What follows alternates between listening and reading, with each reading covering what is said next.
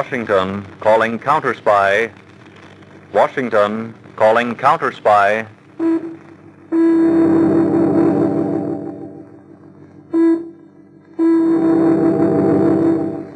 Washington, calling Counterspy.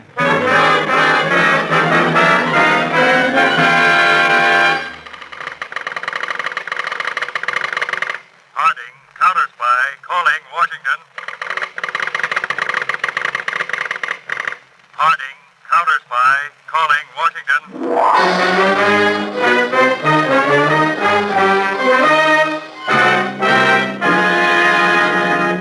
The Blue Network presents Phillips H. Lord's Counterspy.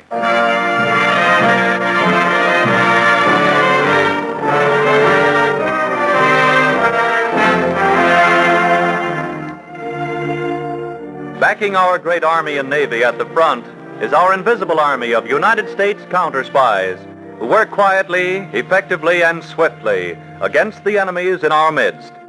They are the dread of the German Gestapo, the Italian Obra, and the Japanese Black Dragons. Imagine the ace counterspy of them all as David Harding, specially appointed with authority to work however or wherever he will. 3 weeks ago, in Washington, a very prominent bachelor by the name of William R. Terrace stood in the center of his expensive apartment. The time? 11:25 at night. A dim light burned on a little ebony side table. Mr. Terrace stood there. His face was ashen white. Great beads of perspiration stood out on his forehead. Go on. You've betrayed your country. Go on. Go on, pull the trigger, you coward. Go on.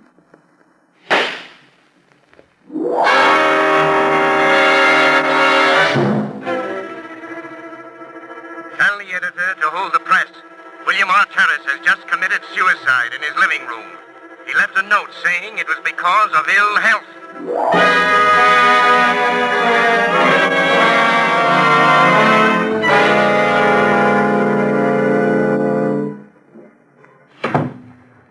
It's a clear-cut case of suicide, Mr. Harding. You're the chief, and what you say goes, but it's just the case of a wealthy bachelor in poor health. Well, I admit, Mark, William Terrace probably did commit suicide. But remember this. We're at war. The Gestapo are experts at making a murder appear to be a suicide. Then you're really going to investigate it? Well, I think I'll at least ask a few questions. Yes, sir. Now, the note Terrace left, Mark, said he was committing suicide because of ill health. I think I'll drop in on his doctor and see how bad his health really was.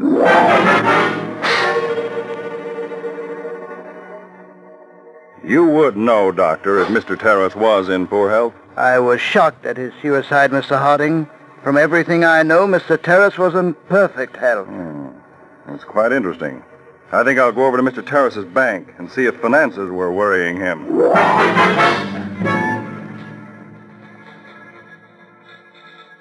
No, Mr. Harding. Mr. Terrace's finances were in perfect condition. He was worth nearly $750,000. He had many government bonds and securities. Thank you. Mark, when a man commits suicide, and it isn't his health and it isn't finances. Look for the woman. Exactly. And that's what I want you to do, Mark. Yes, sir. Now pick 6 men. Cover Washington from head to foot. And find out what woman William Terrace paid special attention to.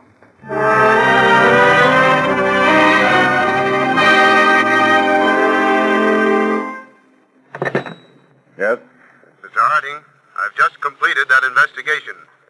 Man in question was spotless. Described as congenial, social, friendly, but never escorted any particular woman. Was known to be very proper and old-fashioned in ideals. All right, Mark, that ends that lead. Meet me later. I'm going to take a long chance and visit the accounting firm which checked Terrace's books.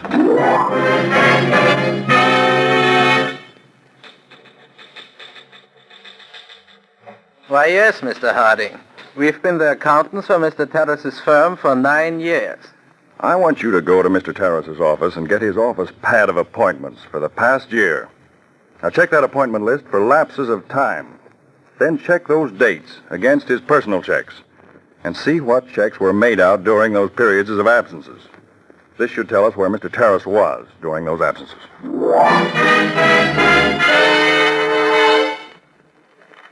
Mr. Harding, we went over Mr. Terrace's office pad and found he was absent from his business during the past year on 4 different occasions, a week at each time. Good. Now, during those absences, did he make out any checks? His first absence corresponds with a check he made out at the Saratoga Hotel, Saratoga Springs. During Mr. Terrace's second absence, he made out a check at the clubhouse, Pine Hill, South Carolina. This third check was made out at a clubhouse, Atlanta, Georgia. Fine, thank you.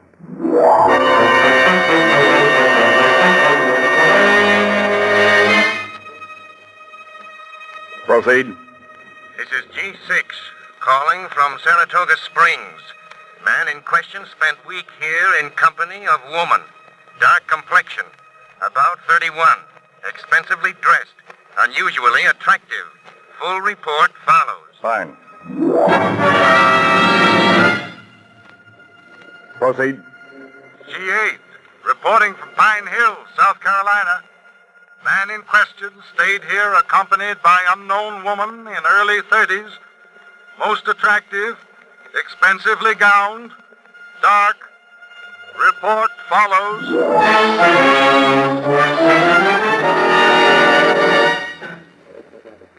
This is beginning to get very interesting, Mr. Harding. Yet we may still be on a wild goose chase, Mark. We have no idea who that girl was. She may have been perfectly all right. But how can we ever find her? She may be anywhere. Well, here's a little something I dug up. April the 2nd, William Terrace made out a check to the Washington Jewelry Company for $8,000. Say, that's a pretty sizable amount for a bachelor to be making out to send to a jewelry house. That's what I thought, Mark. I'm going to check that jewelry house. I wonder just what William Terrace bought with that $8,000. Mr. Terrace bought a solitaire diamond ring, 10.5 carats, platinum setting, a woman's ring. We have no record that he said whom he was buying it for. That is all. Thank you. Well, Mark, now we know that Mr. Terrace bought a ring for some woman. But who is she? Where is she? Oh, that's a tough question, Mr. Harding. Well, let's put 2 and 2 together and try to make 5. Check all insurance companies, Mark. Yes? And see if within a few days after April the 2nd, any woman insured a ring for approximately $8,000. Say, that's clever reasoning.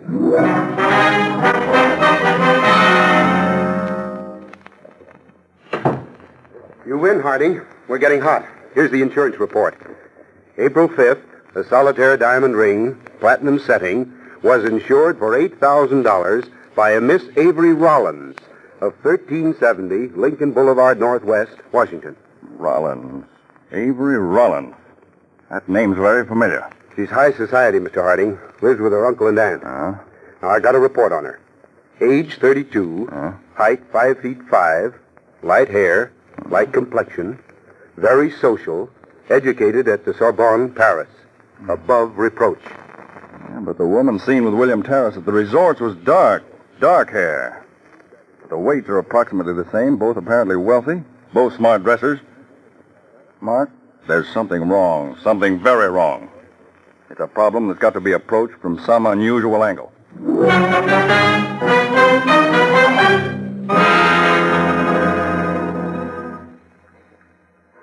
Well, you have a very luxurious apartment here, Colonel Reynolds. Thank you, Mr. Harding. I'm pretty proud of it, especially this library den. I'm here to make a very unusual request, Colonel. As you may know, I'm a United States counterspy. Yes, I do. Now, Colonel, you knew William Terrace personally, didn't you? Oh, yes. Was his suicide a bona fide suicide, Mr. Harding? Well, to be perfectly frank, Colonel Reynolds, I don't know. That's why I've come to you.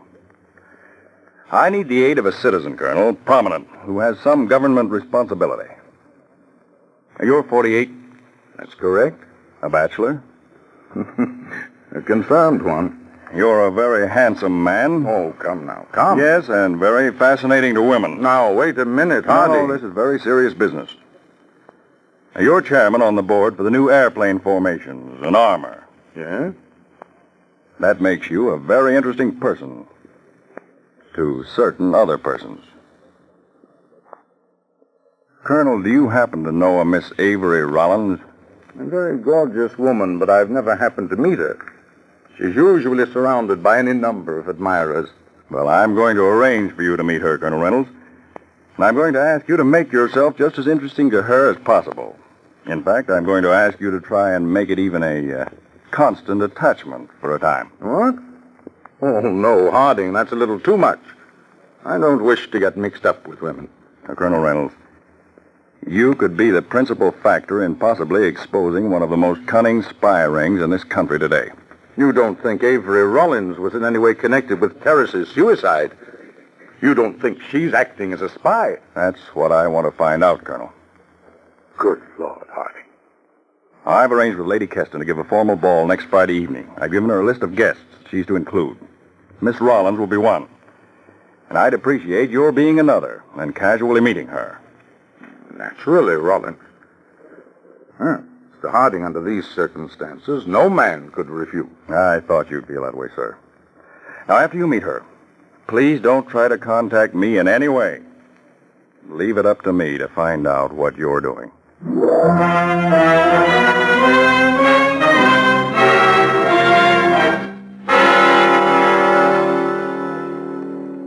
3 weeks later, March 23rd.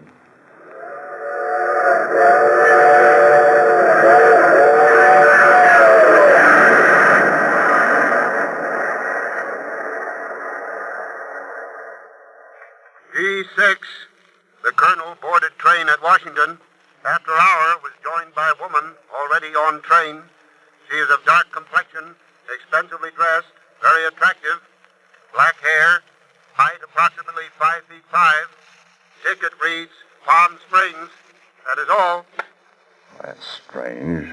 That's not the description of Avery Rollins.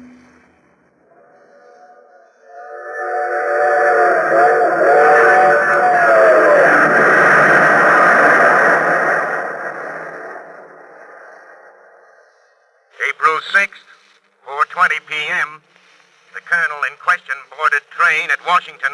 Hour later, joined woman already on train. Dark complexion, expensively dressed, very beautiful and exotic. Weight, 110 pounds. Tickets read Atlanta, Georgia. Who is meeting Colonel Reynolds on these trips? Is it Avery Rollins, or who is it? Come in. Oh, hello, Mark. Hello, Mr. Harding. I just got the facts on that dark girl who's been meeting the colonel. Good. What did you find out? You were right, sir. After the girl got off the train with the colonel, I went to her compartment.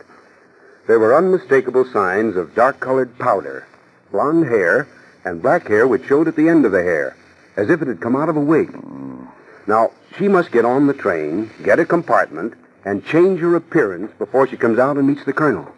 Then it is Avery Rollins, because she's been absent from Washington at the same time as the colonel has. She's probably explained to the colonel that because of their prominent standing in Washington, she must disguise herself. Then, the way I see it, this Avery Rollins must have been the mysterious dark woman with whom William Terrace went off on trips before he was murdered. Without a doubt. And she's connected with his murder in some manner. And I've got to make sure the colonel isn't killed the same way. She's off now down at Virginia Beach with him.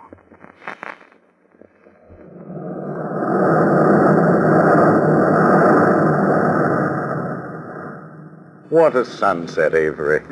Beautiful. I love to lie on the beach after all the others have gone in. Look at those breakers on the sea. John, sometimes I see a look come over your face. A look of pain. Anything troubling you? No, dear. Nothing really. Perhaps you're worrying about your responsibilities. Those new war plans or something. No, I don't think I am. Oh, I wish we didn't have to go back to Washington tomorrow. We must, though. I've got some important conferences. Here, put these in your bag, will you, Avery? I'm afraid I'll lose them in the sand. Oh, but why bring keys down to the beach? I don't dare leave them in the hotel room. The flat one is the key to the secret cabinet in my library. It has the government plans we're drawing up. Oh, no, John. Don't give me the keys. It's too big a responsibility. Well, all right. I'll hide them next time under the rug at the hotel. Oh, silly. Let's go in the water. Come on. All right. I'll beat you to it. Oh, you just try.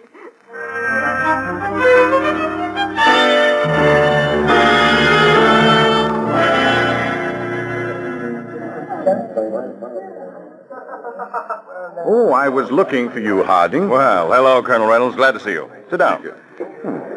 Now, I thought it might be better for us to meet openly at the hotel here rather than for me to go again to your apartment. A good many things have happened since we last talked, Harding. Yes. And you've proved yourself a veteran. A professional counterspy couldn't have done better. Anything the matter, Harding? Well, I think the big moment's here. It's now or never. What shall I do? Now, I'd like to have you invite Miss Rollins up to your apartment Tuesday night for a formal dinner. Just you two. I'll try. You don't think, do you, Harding, Miss Rollins really is a spy? Yes, Colonel. I do. But I kept the key to my secret file where she could get it, called her attention to it. Harding, tell me the truth. You don't think Miss Rollins was the girl who was with Terrace on those trips before he committed suicide? Yes. His blood is on her hands, Colonel. And probably the blood of a dozen other men. Now, Tuesday night, after you've had dinner, I wish you'd go with her into your library den for coffee. But under no conditions, Colonel, drink the coffee. Now, I'll casually drop in a little later. You intend to break her Tuesday night? If I can. And I hope I can. What's the matter, Colonel? You're white as a sheet. I'm all right. What? Can I get you something? No. What is it, Colonel? You can tell me. Harding, I love her. You don't mean that. Yes. Yes, I do mean it. I love her. But good heavens, man, you can't. But I do. I think she's innocent. She didn't try to copy the key. She's never tried to ask me questions about secret government affairs. But she's a murderess, Colonel. Take my word for it, the blood of Terrace is on her. She'd double-cross you in a second. I didn't realize how lonely I'd been. She's so clever, smart, beautiful, everything about her. I can't stand it. You're not thinking of doing what William Terrace did? No. No, not that. I guess I can see it through. I'm sorry, Colonel. Terribly sorry. I guess there's no more to be said. You'll go through with it tomorrow night, as planned. Yes. Now remember, do not drink any coffee that's poured. I wish I could say something, Colonel Reynolds. I feel for you from the bottom of my heart. But this is bigger than you, or me. I know. But still, I think she's innocent.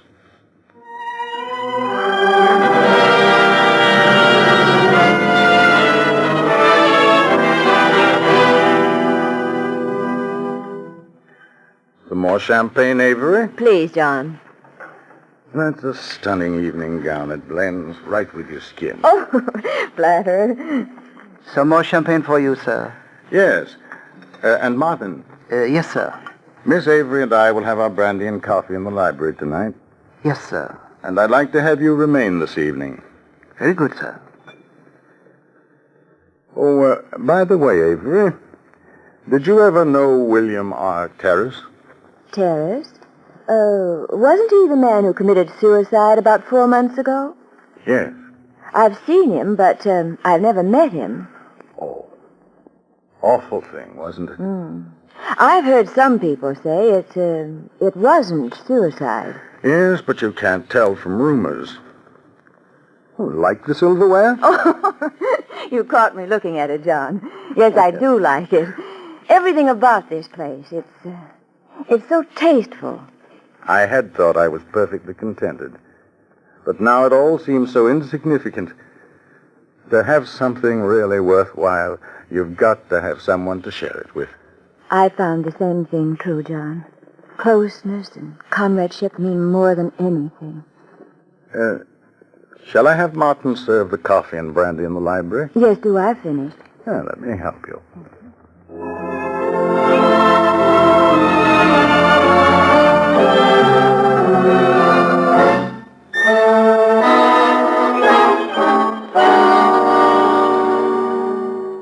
But I'd rather sit on the divan with you.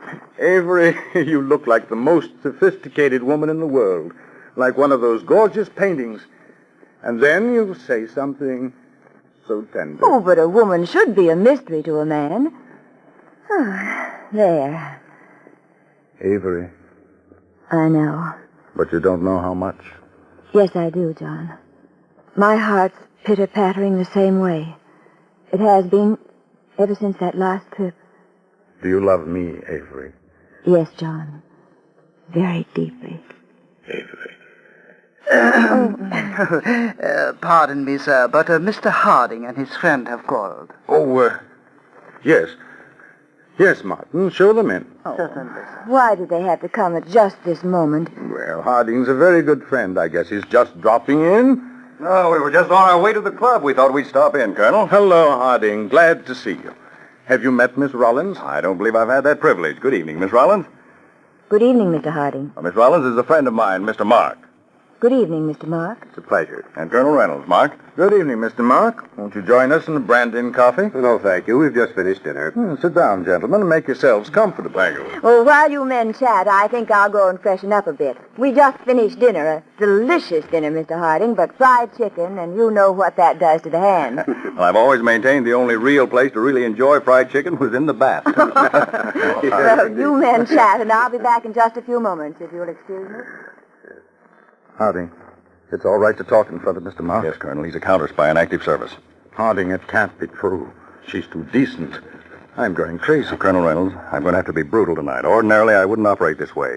But I'm going to do everything I can to expose this right here in front of you. I believe I owe it to you. Tell me, Harding, she's really one of your agents working with you. Tell me that you suspected me and really did this so she could check on me. Tell me that.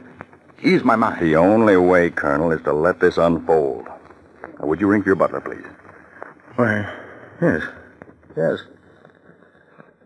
Harding, is it the butler you're really after? Tell me it's he and not Avery, isn't it? Colonel, I know how upset you are. I sympathize. But I can't change the facts. Now, don't say anything for a minute. Did you ring for me, sir? I believe the Colonel wanted you to pour some brandy for me. Yes, sir. Thank you, sir.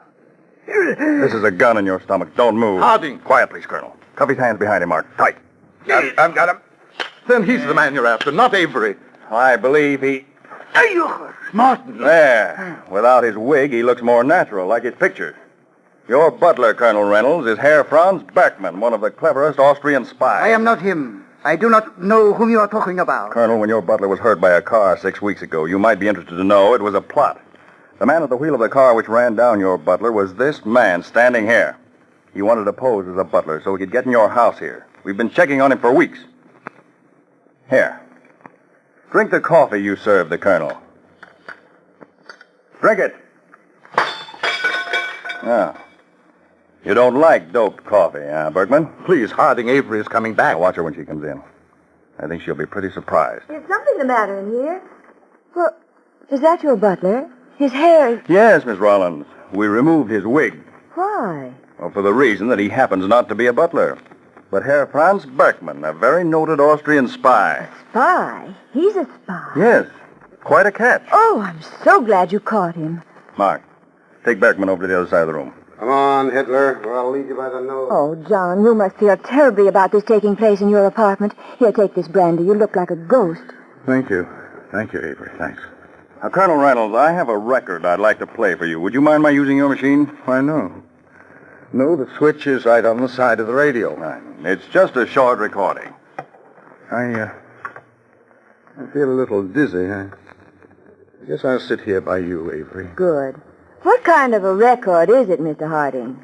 What's the purpose of it? I believe that it'll be self-explanatory. It was made last night. There.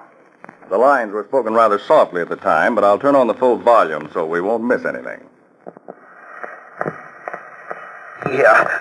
Quick, get the camera ready. Oh, I can't find anything but personal papers. Oh, they must be there. The colonel told me himself. He kept them in the wall safe in his library. Yes, all right, but if we don't find them, you'll just have to keep on playing him. Oh, that old fool. I want to spit in his face every time I get near him. I can't stand to touch him. Oh, the plans are not here. Yeah, he has tricked you. But they must be there. We have failed tonight. But he'll probably put them in here tomorrow I night. hope tonight would be the last. Then I could break him and force him to commit suicide like terrorists. If he won't, we'll poison his coffee. Not so quick. Dog, it's vermin. I'll spit at you. I'll kill you. Avery, do you know what you're You saying? pig, you swine. Let go of me. Fortunately, Colonel Reynolds, the plans weren't there, but if they had been, you wouldn't be alive tonight. She'd have worked on you till she'd gotten you to commit suicide. No, and I would have made him kill himself, just like I made Terrace kill himself. Shut up, you fool. Don't talk. Yeah, she'd have told you she'd gotten the plans, that you'd be disgraced. She'd have broken your heart. You'd have done what all the other men have done she's worked on. And I would have laughed at the stupid dog. Colonel, her real name is Marie Schmitz of Hungary, a paid spy. She goes to the biggest bidder. This woman is one of the cleverest, if not the cleverest, paid woman spy in this country. And that butler of yours, Franz Berkman, is her husband. Take them away, Mark. The other agents are out in the front hall. Yes, sir. Keep your hands off me. Come on. I'm sorry, Colonel, but I had to strip it all down before you, so you'd never have any doubt. I didn't know. A person could be hurt quite this much. You may have saved the lives, Colonel, of thousands of our boys. I hope so. Come over here by the window for a minute. Would you, Colonel? Why couldn't she have been what I hoped she was? Look at those Marines swing along. You've done them and the boys like them a great service, Colonel Reynolds. No one will probably ever know about it. But you will. And I will. Let's open the window.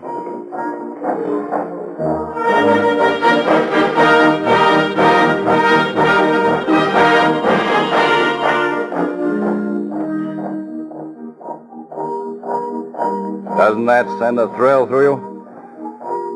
It does. Yes. I'm glad I was able to help Harding. Every one of us has got to sacrifice. Some one way, some another. I guess this way is mine.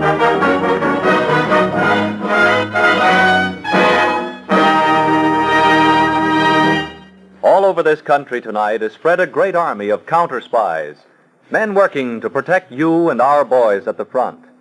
Special agents of the Federal Bureau of Investigation, of the Secret Service, of the Treasury and State Departments, of the intelligence bureaus of the Army and the Navy, men who are constantly on the alert, diligently protecting our home front. These men beg of you not to talk concerning troop movements, armaments, defense plants, and wartime plans.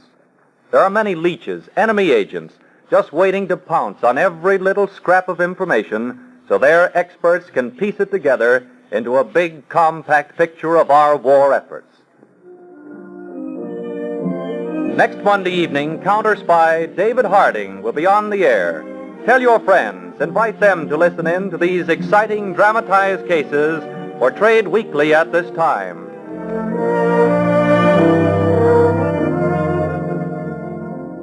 Counterspy is a Phillips H. Lord production which has originated from New York. This is the Blue Network.